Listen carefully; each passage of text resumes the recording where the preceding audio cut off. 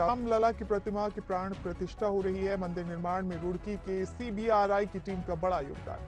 वैज्ञानिकों का कहना है कि अयोध्या में जो राम मंदिर बन रहा है उसको लेकर 5 जिम्मेदारियां प्रोजेक्ट के तौर पर सीबीआरआई की 10 सदस्यीय टीम को मिली थी। इसमें मंदिर का स्ट्रक्चर डिजाइन, सूर्य तिलक का डिजाइन, मंदिर के फाउंडेशन का डिजाइन, साथ ही स्ट्रक्चर की हेल्थ मॉनिटरिंग यानी भूकंप के दौरान क्या स्थिति रहेगी उसको लेकर भी सीबीआरआई ने काम किया है। मंदिर के टेम्परेरी स्ट्रक्चर का त्रिपाल भी संस्थान ने प्रोवाइड किया है। पिछले 3 साल से सीबीआरआई की टीम मंदिर के निर्माण कार्यों में योगदान दे रही है।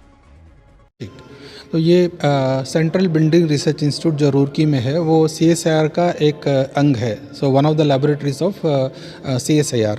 तो हमने ये अयोध्या में जो राम मंदिर बन रहा है उसके हमने 5 जिम्मेदारियाँ ली हुई हैं एक प्रोजेक्ट के तौर पर।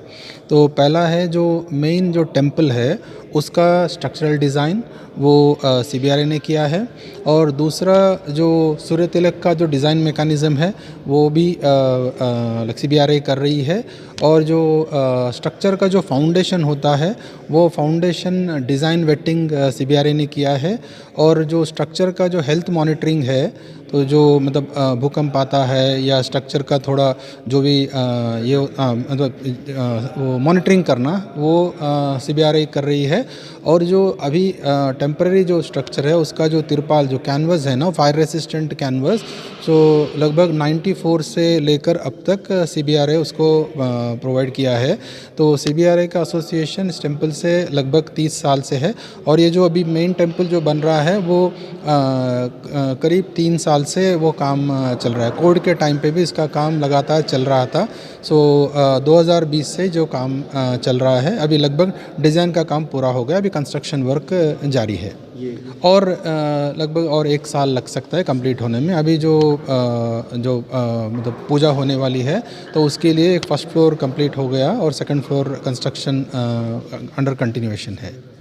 देखिए, सिविल से पहले इसका जियो फिजिकल काम हुआ जो डॉक्टर मनोजीत और उनका टीम ने किया। जियो टेक्निकल का काम हुआ जो उनका टीम देखा। मैंने स्ट्रक्चर रिलेटेड जितने भी इश्यूज़ है, स्ट्रक्चरल डिज़ाइन जो है वो हम लोगों ने परफॉर्म किया। तो एक 3D स्ट्रक्चरल एनालिसिस CBRI में परफॉर्म किया गया, और 2500 ईयर्स रिटर्न पीरियड के लिए अर्थक्वेक डिज़ाइन किया गया स्ट्रक्चर को। तो स्टोन टू स्टोन जो बॉन्डिंग है, इसमें कोई ड्राई जॉइंटेड स्ट्रक्चर है, मैसनरी स्ट्रक्चर है, तो बहुत ब्रिटल होता है, इसमें कोई अलग से बॉन्ड नहीं है।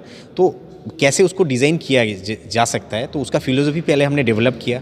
हमने उसके लिए एक सॉफ्टवेयर भी बनाया, कुछ कॉमर्शियल सॉफ्टवेयर से भी हमने उसका एनालिसिस किया। उसके अभी उसको अर्थक्वेक प्रूफ उसको बनाने के लिए, उसका बाद अभी जो कंस्ट्रक्शन चल रहा है उसको भी हम सुपरवाइज़ करते, टाइम टू टाइम जाते हर 15 दिन में या 1 महीना में, और इसको देखना पड़ता है कैसे उसको अकॉर्डिंग टू द डिज़ाइन हो रहा है या नहीं। तो कुछ होता है, सुधार होता है तो उसका भी हम सजेस्ट करते। तो ये हमारा योगदान है। तो आर्किटेक्चर ऑफ द स्ट्रक्चर को सेम रखते हुए हमने स्ट्रक्चर का डिज़ाइन परफॉर्म किया, तो जिसमें काफ़ी सारा चेंजेस हुआ है। अभी आप देखेंगे स्ट्रक्चरल डिज़ाइन का नया जो स्ट्रक्चर है उसमें काफ़ी चेंजेस है पहले से, और अभी ये अर्थक्वेक प्रूफ है। कोई सरिया का यूज़ नहीं, इसमें कोई सरिया का यूज़ नहीं हुआ। अच्छा, ये जो बीम वगैरह है ये फ्रिक्शन पे काम करेगा।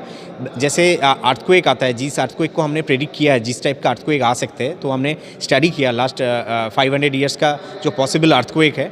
उसका बाद जो साइट स्पेसिफिक रिस्पॉन्स स्पेक्ट्रम बना, उसका वजह से हमने एक डिसजॉइंटेड एनालिसिस परफॉर्म किया, जहाँ पे बीम कॉलम अलग अलग पीसेस में अलग अलग बिहेव कर सकता है।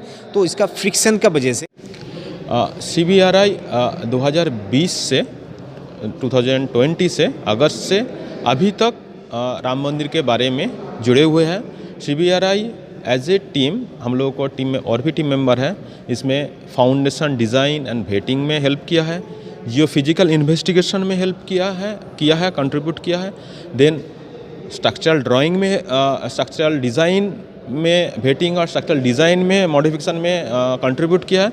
Then installation of the sensor and structural health monitoring में कंट्रीब्यूट की है।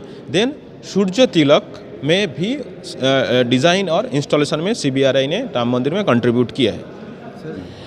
यहाँ पर बेसिकली हम लोगों को एम था, जो हम लोगों को जो पार्टनर्स था ट्रस्ट मंदिर कमेटी में, और जो एक्सपर्ट मेंबर्स थे और जो कंस्ट्रक्शन एजेंसी थे, तो हम लोगों ने ये सोचा था जो ये इतना इम्पोर्टेंट एक स्ट्रक्चर है कंट्री के लिए और इतना कॉम्प्लिकेशंस है इसमें, स्टोन स्ट्रक्चर है, तो इसमें हम लोगों को जानना ज़रूरी है इसका हेल्थ कैसा है। जैसे ह्यूमन का हेल्थ भी हम लोग चेकअप कराते हैं, हम लोगों को भी इसमें जानना है इसका हेल्थ कैसा है। तो इसके हम लोगों ने इसमें रैफ्ट और प्लिंथ में हम लोगों ने सेटलमेंट सेंसर लगाया है। जैसे हम लोगों ने बिल्डिंग कोई कंस्ट्रक्ट करते हैं, हम लोग कभी कभी बोलते हैं बिल्डिंग बैठ रहा है, तो ये कितना सेटल कर रहा है ड्यूरिंग कंस्ट्रक्शन, और मान लीजिए कंस्ट्रक्शन होने के बाद भी कितना सेटल कर रहा है, वो जानने के लिए हम लोगों ने इसमें सेटलमेंट सेंसर लगाया है। Settlement sensor liquid level sensors है और बोरहोल एक्सटेंसोमीटर है जो प्लिंथ और रैफ्ट पे लगा हुआ है। नॉट ओनली प्लिंथ और रैफ्ट, कुछ सॉइल कुछ up to a 30 metre depth तक भी सेटलमेंट सेंसर लगा हुआ है। उसके बाद एक्सेलेरोमीटर लगा हुआ है। मान लीजिए कोई अर्थक्वेक आया तो अर्थक्वेक में स्ट्रक्चर कैसे बिहेव कर रहा है वो रैफ्ट में भी लगा हुआ है और स्ट्रक्चर में भी लग रहा है। देन हम लोगों ने स्ट्रक्चर में स्ट्रेन गेजेस लगाया, वाइब्रेटिंग वायर स्ट्रेन गेजेस, इंक्लिनोमीटर लगाया है, मतलब वहाँ पर जैसे कितना स्ट्रेन आ रहा है स्ट्रक्चर में, स्टैटिक लोडिंग में, अर्थक्वेक लोडिंग में, वो हम लोगों ने मेजर कर रहा है। उसके बाद इंक्लिनेशन, कुछ कोई मेंबर थोड़ा बहुत टिल्ट हो गया या टिल्ट होने का चांसेस है, वो जानने के लिए भी हम लोगों ने उसमें इंक्लिनोमीटर लगा हुआ है। ये रियल टाइम में मॉनिटर करता है, मतलब हर रोज़ आप लोग कंप्यूटर में देख सकते हैं। तो उसको हम लोगों ने कंप्यूटर के साथ जोड़ दिया तो उस हर रोज उसको मॉनिटर करते हैं, हम लोग करते भी। ये हम लोगों ने जो डिज़ाइन लाइफ को लिखा है उसको तो मिनिमम कंस्ट्रक्शन पीरियड तक काम करेगा, उसके बाद भी हम लोग वो काम करेंगे। मिनिमम हम लोग 8 से 10 साल तक काम करेंगे, उसके बाद हम लोग उसको रिप्लेस या दूसरे सेंसर लगा सकते हैं।